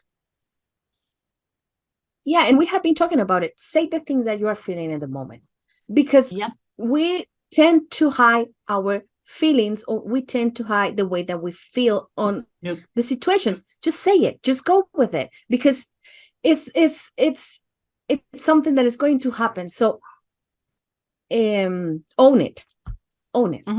So now try to not lie. Time out. That is a stupid 0.3, but guess what? It's true. Really important. Why? Because people tend to lie in details, because they say like, this is a detail, this is something that they are not going to. Don't talk too much. Shut up. Yes. Just be honest. Be the way. If you take drugs in one point of your life, just say yes. Why you need to hide it? Just say yes. Oh, ask, what is the concept of drugs? Tell me what is your concept, because me taking Oxycontin when I have my accidents, and I like, okay, legal drugs, again, I put it again. Elba just have like the last 6 months of Elba life has been a shithole. It's been hell. Oh, I see. You see her sitting here and recording the show, doing the show, but I cannot tell you, and it's not my story to tell with someone and tell you that the things that he have been through, surgery, family, broken bones, whatever. She's in a high meds, but she's here every time that we need to be here. So if I ask you, you take drugs, and we talk about it, like, Susan, I'm not in top of my game. I've been taking this med. Or Elba, I have a laryngitis. I cannot talk. I have a headache. I have this and this. I'm taking the meds. We talk about it. We put it out there. So the concept of what is drugs and what is lying, me telling when, okay, we're going to talk about the concept of lying. We're going to take a break. No sharing. If you ask me, okay, ask me how I'm doing. How are you doing today, Susan? Really bad. My mom died. My dog is sick. My cats are peeing all over the place. You want to talk to me? No. When I say that, people is going to ask how you doing. Now, ask me again how I'm doing. How you doing, Susan? Great. Nothing to hear. How you doing, Elba? Tell me about your kids. I lie. You changed a lot. I lie on the second time. Did I lie? For me, no. I just avoiding and ditching the bullet. So lying perception is based on your cultural way. Russian. I was talking with somebody who is a spy in Russia this weekend. No matter why. I was talking with somebody spy in Russia. And he says, Russian lies all the time. So we're never going to pass a lie detector. But guess what? We always pass. Why? Because lying is in our concept. We don't talk about feelings. We don't talk about what we're doing and how we're doing. We hide 95% of the things that we do. So why lies are lies. Now, for you, ditching the bullet, and it's a classic deflection that I use and train people. When he says, Elba, how you doing? Deflect it to me. Hey, Susan, I'm doing great. And you? Great. But tell me about your kids. Deflect again. You froze. Yeah, you see? So yeah, I'm here. let's do the other exercise. Ask me something private. Ask me something that can be intimidated, and I'm going to deflect to Elba. For the ones who doesn't understand, deflection is when somebody asks you something and you utilize the information the person gave it to you, and you go back. So person forget about that question, and it's more centered on the question that you reply to them. Give me something, I'm going to deflect to you. Okay. Okay, Susan, how is Cindy doing? Who? He's feeling great? Indy. Your cat, Indy. Oh, Indy's doing great. Tell me about your 2 dogs. I understand Noche get castrated. What happened with that? Yes. So deflection happened when I go back to you. Deflection happened when I'm going to an emotional trigger to you. Because I know Noche is your walking dog. Only to put it, I'm going to give a little information about you. Background. Yeah. You can put let me know myself. there. Elba have 2 dogs. She have a husband, 2 daughters, a female dog, Luna, and she have a second dog who's Noche, is the only man. Thank God Alfonso have another man in the house. So just happened that Elba go for a walk with Noche. He's the more active. That's the one he went on a walk at night, and that's the one she ended up having an accident, breaking her one of her legs, that she's wearing a Robocop boot right now. So I do know that Elba and Noche have a special relationship. So if I want to deflect something to Elba, I'm going to go to the emotional part, because as soon as I go to the emotional part to someone, the deflection is more effective. If I says, oh, I love your lipstick, it's not going to be emotional. It says, oh my God, no. So ask me again about Indy. Okay. How is Indy doing? Great. He's feeling great? Actually, he's doing great. You know what?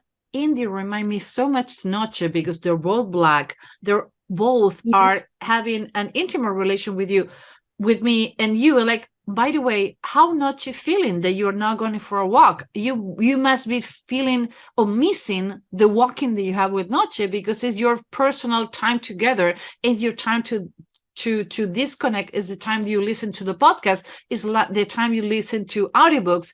I completely deflected on a place that is no way you're going to come back to asking me, because I went so deep, so many compound questions. There is no way that I can have you talking for 45 minutes and me like, tell me more. Yeah, it's the way that you change the spot, that it's like the reflectors is not on you anymore, it's on me. So I forget the question that I have, the things that I want to know, and now I put the things on me, because you put the things and you trigger my emotions for noche. Yeah.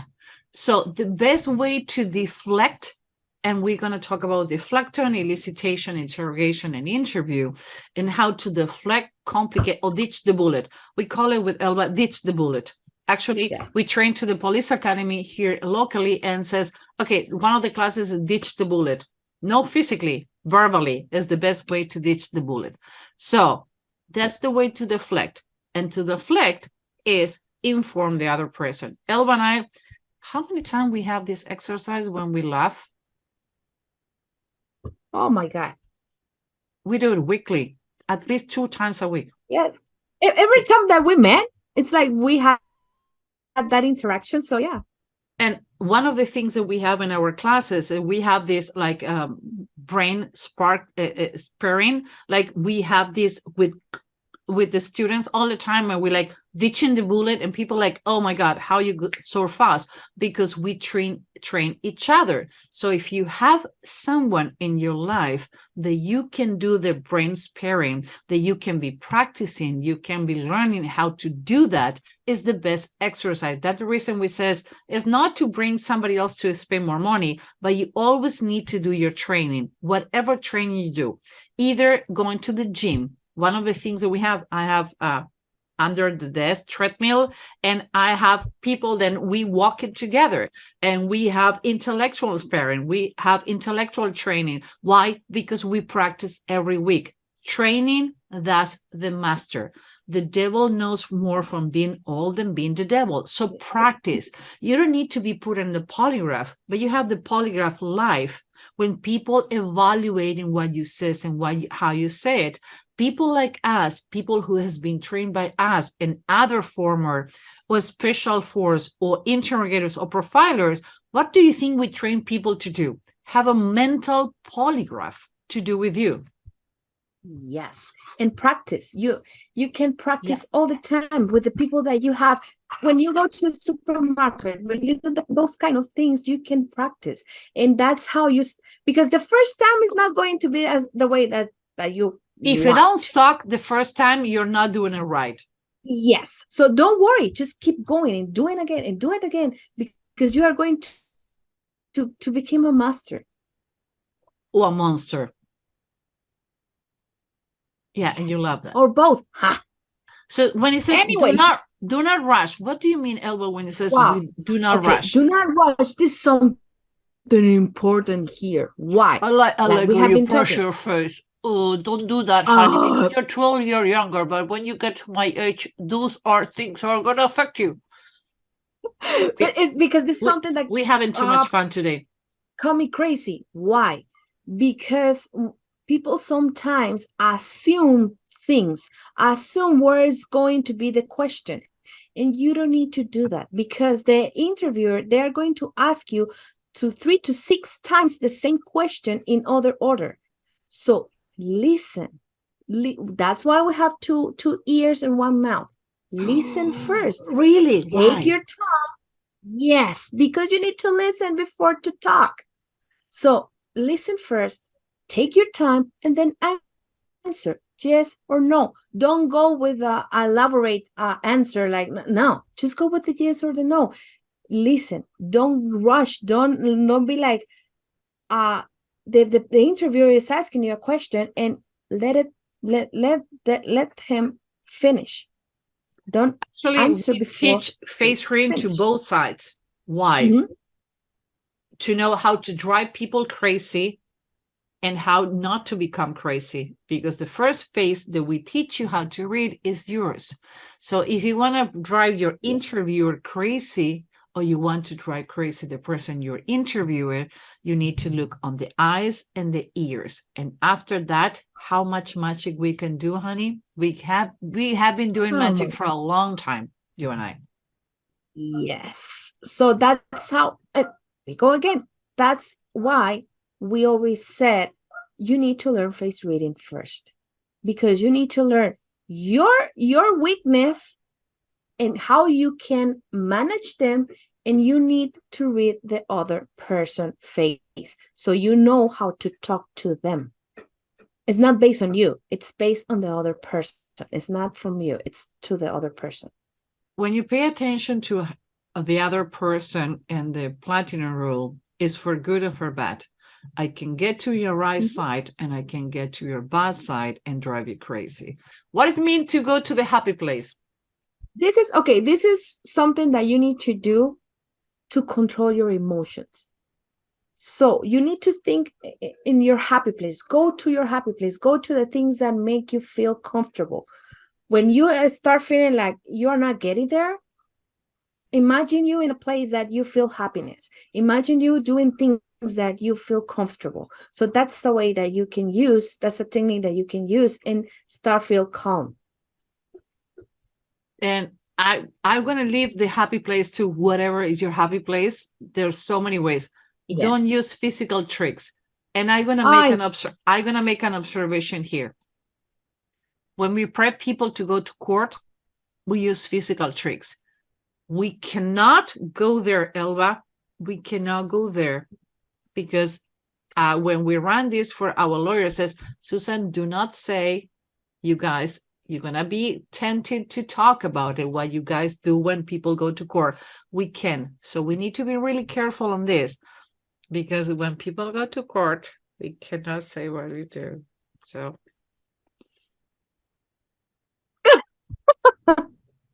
I would love you did a lot of things right now, so yeah. I would love to. Well, we can't. I'm sorry, we can't. So no, we cannot. No, we can't do that. Don't use physical tricks. Let's put it what is everybody is talking about. Put a tackle in your shoes. Why when you go into a polygraph, they take your shoes off? Elba, tell me why. That's the reason. Because you put a tackle inside your shoes. Because when it's like they say, like, you can beat the polygraph, because when you feel like pain is like, oh, it's not going to happen. Or even you can bite your tongue.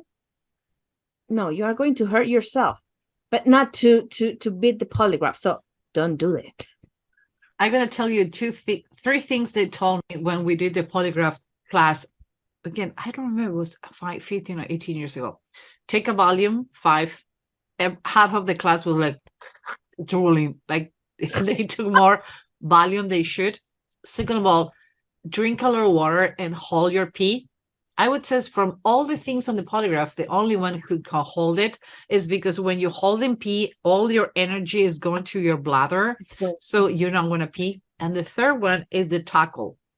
They take off your shirt. I fell anyway, and again, it was the best experience ever, but I failed. But volume, water, and tackle. Now they take you. They make you take off your shoes.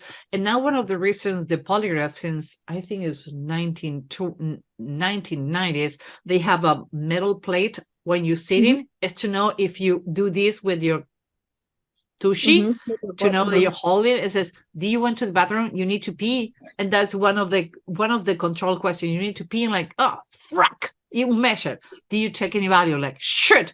And they says, okay, you come back in the next week. Don't take any Valium. So now they give you a list. So be careful with the tricks you use. They can go against you, because if you take Valium and you try to pee, it says, why you need to trick us? So you're planning to lie? There's something there. But guess what? In court, you don't have any polygraphs. So talk to us if you need to go to court. Yeah. And we can advise you. Yeah. We have done it for a lot of people. Okay. So let's go. God, we're gonna get so much trouble. When you shouldn't take the polygraph, do not enter. I love, and you choose to put that sign. Why? You shouldn't enter. No, because Because if you have this, they advise you to not have the polygraph. Well, my boyfriend cannot take the polygraph because he have a heart condition, heart disease. The pumping in your blood is going to be different. Are you pregnant? Why? You breathing and pumping for 2. Actually, if somebody take your pulse and take your heartbeat, because after the 3rd month or 4th month, you are the one who have 2 babies. Sure. You start having 2 beeping. So the polygraph get confused. So if you don't want to tell someone that you're pregnant and you're over your 1st trimester, you can be the polygraph and say like, well, I didn't know I was pregnant.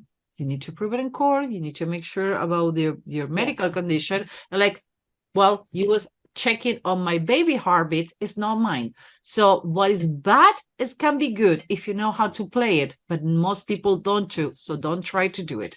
Have a respiratory illness like bronchitis, laryngitis, or your breathing abnormal because whatever, or you smoker, COPD, I don't know. It's a problem with breathing. Or epileptic. Stress bring epilepsy. So if you're epileptic and you says I'm epileptic, the stress of this test can get me epilepsy.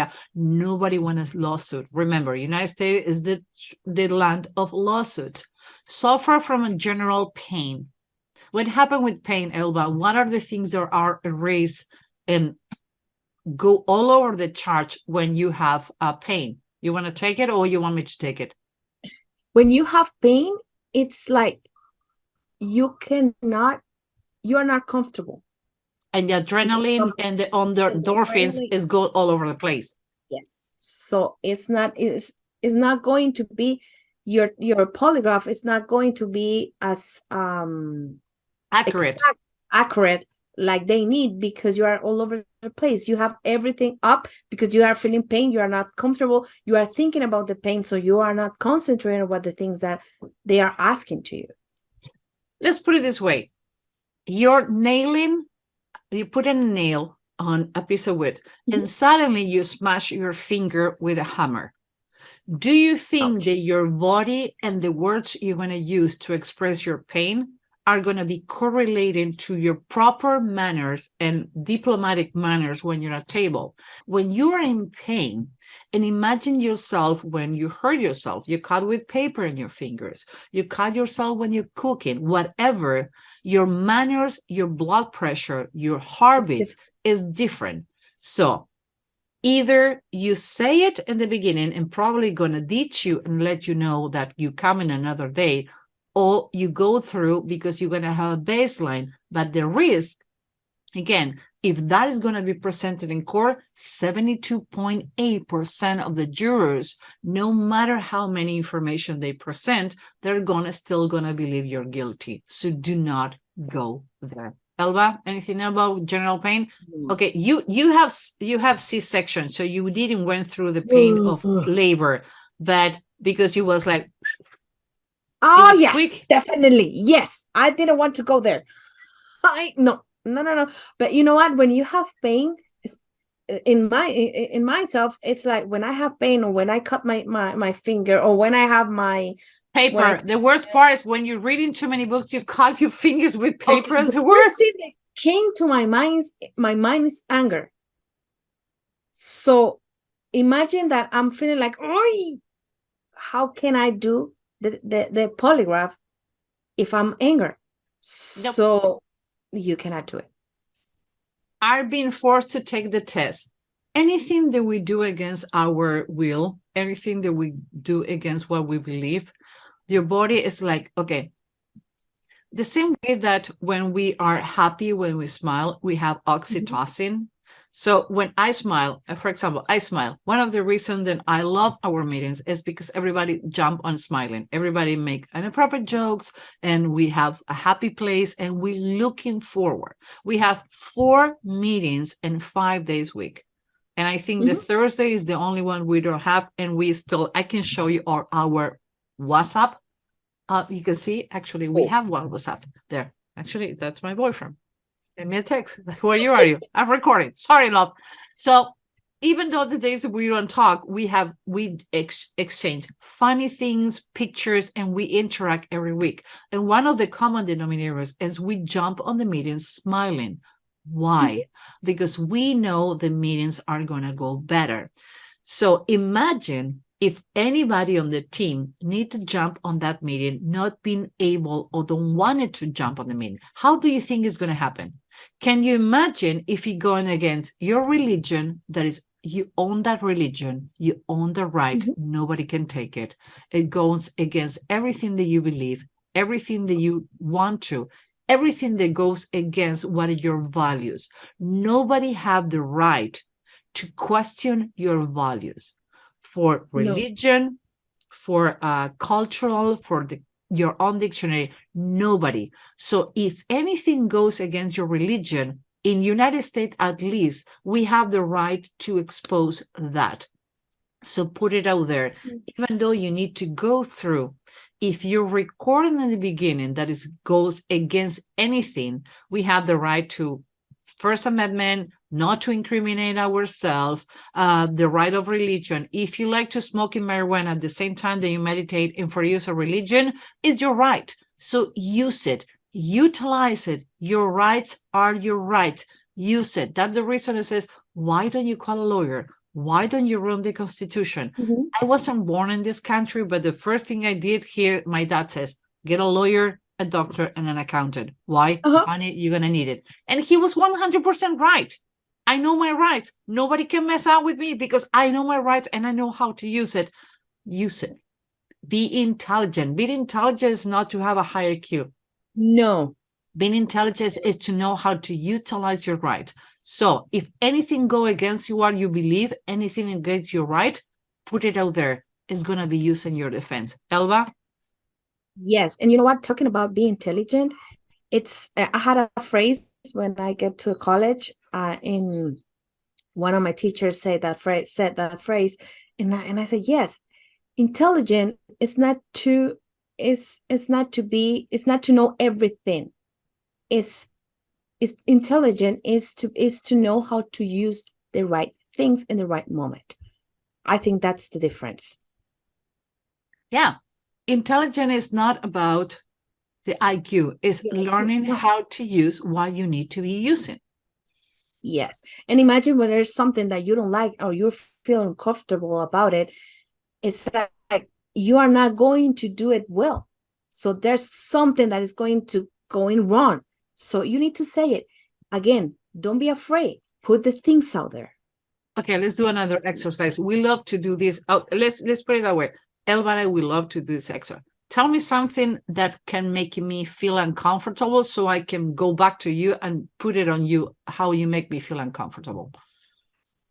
Okay, it's tell me something inappropriate or completely appropriate so we can go back and deflect. How deflect and ditch the bullet. Okay, so Susan, how are you doing with your juicing today? That is happened before 9 a.m. as my private life. My weight and the way I decide to feed myself is not your problem. You see? That's how Italian does it. Vaffanculo. So do I need to divulge with Elba? No. Now, no. I can use the juice in another way. Ask again. I can say the first answer is like, it's not your problem. It's how I choose to be healthy. I decide to do plant-based diet. Don't ask me again. No, ask me again about my diet. Okay, Susan, how you're doing with your juicing today?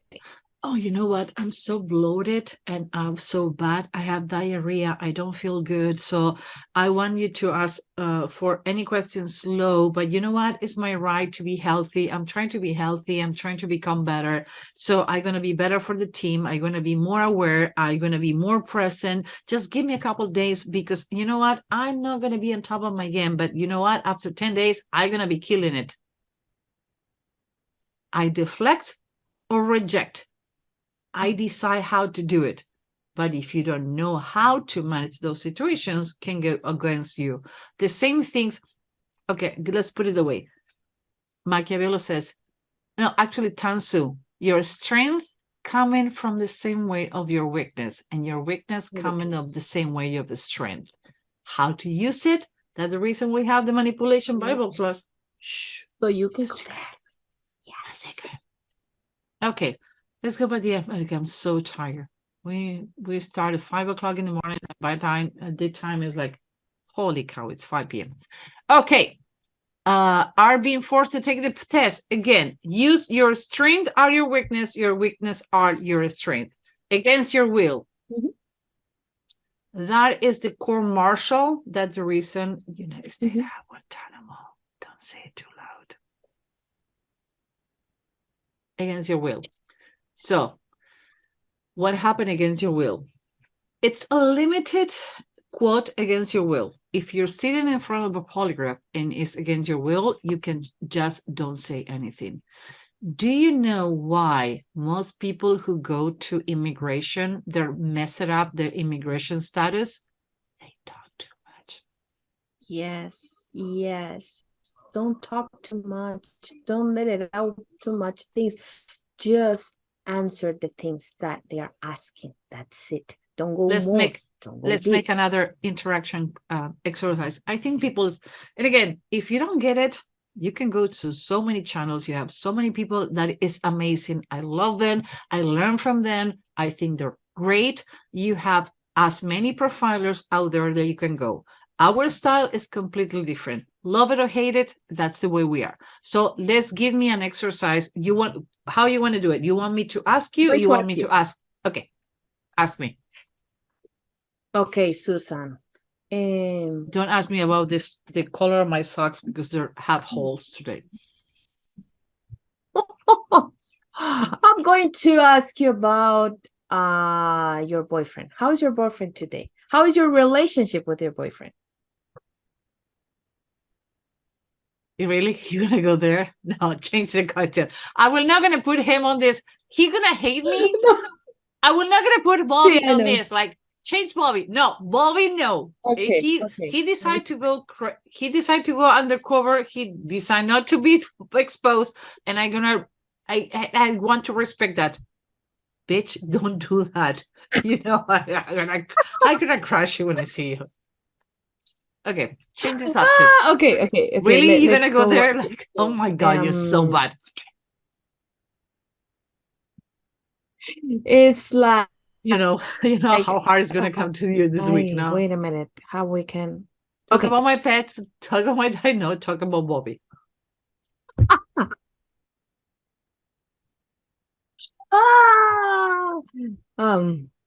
Okay, Susan, you will have a trip on the next year. How you are going to do with Indy and with Una? It's not your problem. You see? That's it. It's not your problem. Reject, and that's it. No, ask the question again. That's it. Do you want me to ask you the same question? Or you want me to ask me the question again? I'm going to ask you the question again. Okay. So people can be on the same. Okay, you're going to have a trip next year. What you are going to do with Una and Indy?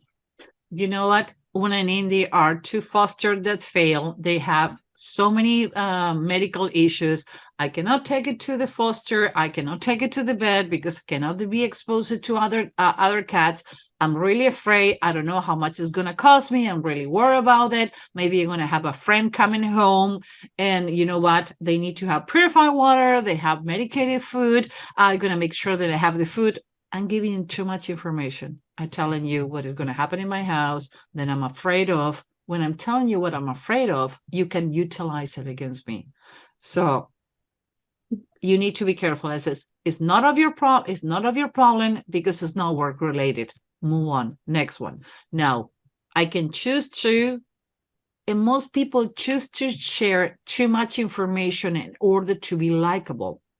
If I tell you how good as I am as a pet mom, and like, oh, by the way, since you bring Bobby to the question, it says, by the way, I have 2 cats and now I have a dog who I like to walk and take care of. Like, you can be integrating things. So if you know how to make the questions, people don't lie to you. You don't make the right questions. So Yeah. it's dependent how you're going to share and when you're going to share it, how those things are going to be happening. So I can say, it's not your problem. It's not in my scope of work. Or I can start sharing because I want to oversell who I am. Do not oversell it. Less is more. Love, talk to me. And it's when you talk too much, you want to be people, you want to people think that you are good in certain path. But there's one thing here, it's perception. It's perception. That's why you want to put out there. That's why you put in that's why you start giving too much information. So people start thinking like, oh yeah, you are a good mom. You are good with your pets. You are a good lawyer. You are a good whatever. But don't do it. Okay, I'm going to put it on you. Okay, put it on me. I'm going to teasing you. That's what, by the way, that's what we do for fun. So you're selfish because you have a food problem. You're not taking care of your kids. Give me the true one. Okay, that's your opinion. That's your opinion. And if you think like that, it's up to you. I'm not going to answer that to you. That's when people make inappropriate questions about your personal life. Now, let's be too sharing. Let's imagine you have a exposed eyelid and round shape on your face. People can get confused because our both face are kind of rounded. So people can think that we're round kind. Are we actually or not? Our separate feature, mine are pointed, you're a stripe, and we paint our mouth in order to mislead people. It says, Elba, that is kind of selfish. You broke your uncle, so who's going to be taking care of your kids? Overshare. Please overshare so we can practice this. Okay. No, why are you thinking that? No, you know what? I broke my ankle, but I have everything care.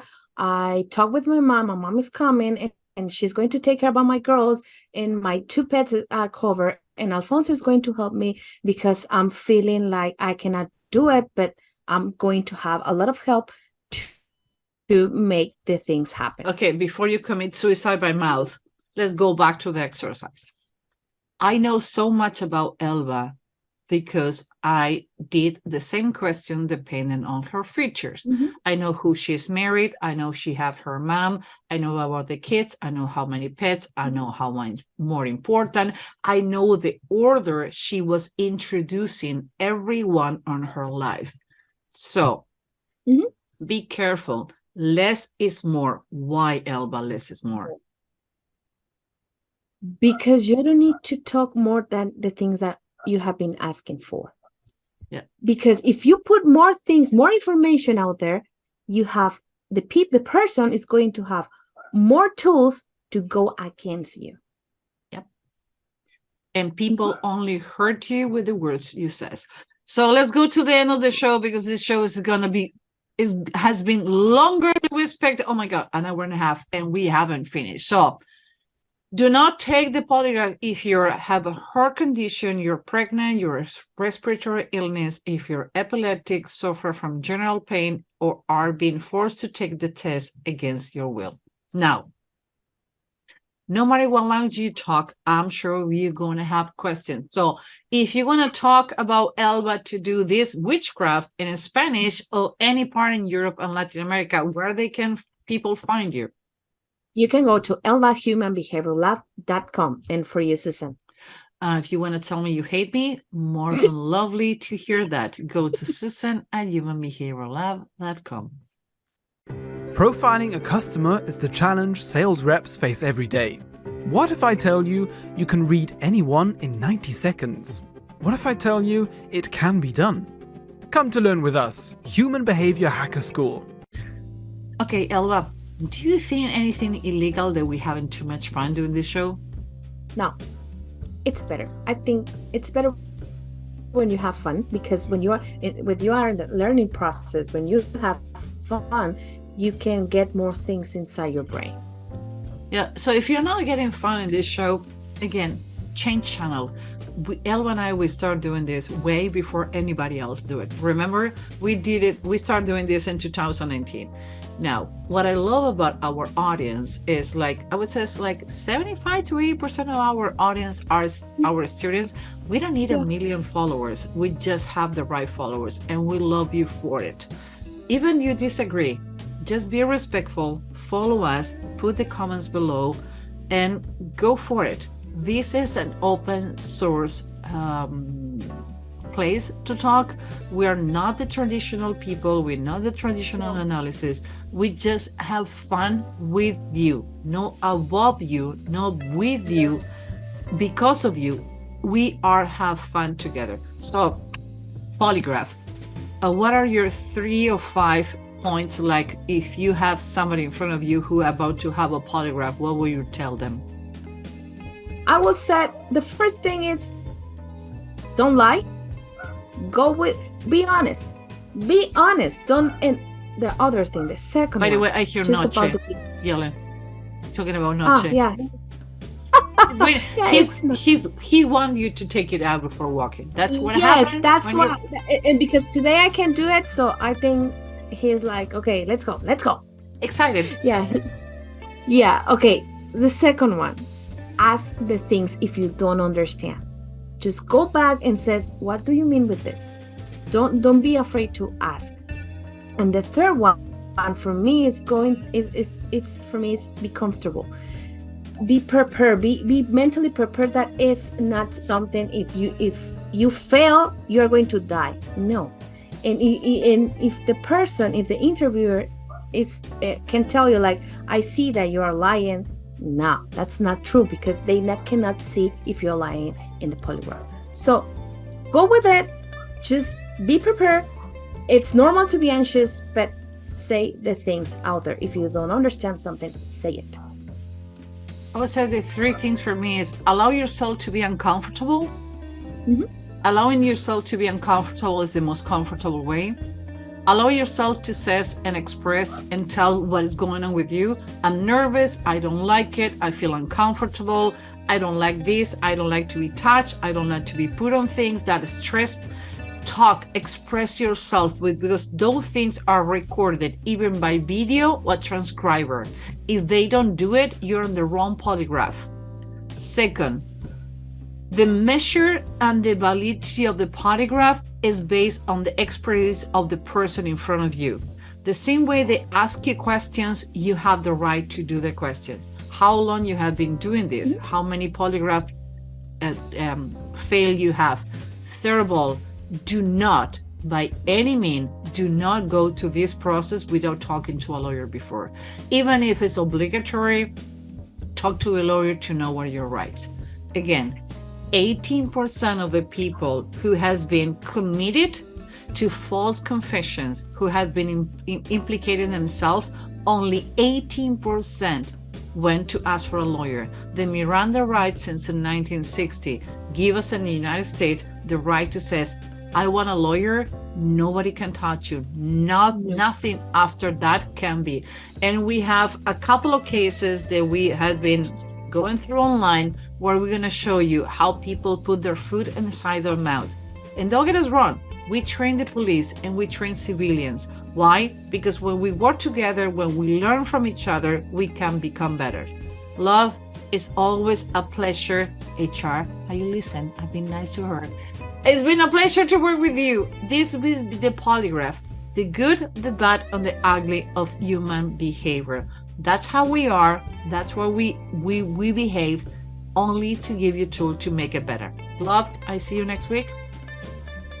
Yes, see you the next week. Remember, the next 3 Wednesdays are going to be about Casey Anthony. We're going to be talking with lawyers. We're going to be talking with trial lawyers that we have work, that we know each other, and we know how to do these things. So from here to the next year, be here. And we're going to be talking on the beginning of the January about false confessions, and we're going to talk about other cases and how people misbehave on the interrogation room. See you next week, bitch. See you the next week.